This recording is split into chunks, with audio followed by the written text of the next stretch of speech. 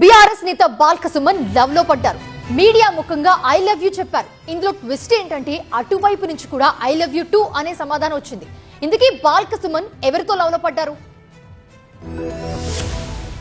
కేతనపల్లిలో love track నడుస్తోంది. సరే, I love you Vivek, I love you, I love you Vivek. విన్నారుగా, ఈ వీడియో ఏఐ కాదు, స్వయంగా బాల్క సుమన్ మాట్లాడిన వీడియో.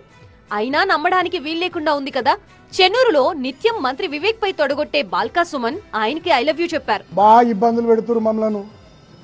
సరే, I love you Vivek, I love you, I love you Vivek. చాలా ఇబ్బంది పెడుతున్నావు, సంతోషం, ఓకే. ఏదేమైనా అంతిమంగా ఒక మాట మాత్రం నేను తెలియజేస్తా ఉన్నా, ఏది వట్టిగా పోదు, అన్ని ప్రజలు గమనిస్తా ఉన్నారు. ఇప్పుడు కొంచెం క్లారిటీ వచ్చింది కదా. మాటల్లో ఐ లవ్ యూ వివేక్ అని చెప్తున్నా బాల్క సుమన్ ఫేస్ ఎక్స్ప్రెషన్స్ లో మాత్రం కోపం కనిపిస్తోంది. ఈ చర్యకి ప్రతిచర్య తప్పదన్నారు బాల్క సుమన్. ఈ కోపానికి కారణం ఏంటంటే, కేతనపల్లి మున్సిపల్ చైర్మన్ ఎన్నిక రోజు బీఆర్ఎస్ కాంగ్రెస్ వర్గాల మధ్య ఘర్షణ జరిగింది. మంత్రి వివేక్ కాన్వాయ్ పై దాడి జరిగింది. ఆ దాడి చేయించింది బీఆర్ఎస్ నేతనేనంటూ కేసు నమోదైంది. ఈ కేసులో బీఆర్ఎస్ నేత బాల్క సుమన్ ని అరెస్ట్ చేసి జైలుకు పంపారు పోలీసులు. 14 రోజులు ఆదిలాబాద్ జైల్లో గడిపారు. మంగళవారం కోర్టు బెయిల్ మంజూరు చేయడంతో బుధవారం విడుదలయ్యారు. సుమన్ చెప్పిన ఐ లవ్ యూ కి బదులిచ్చారు మంత్రి వివేక్.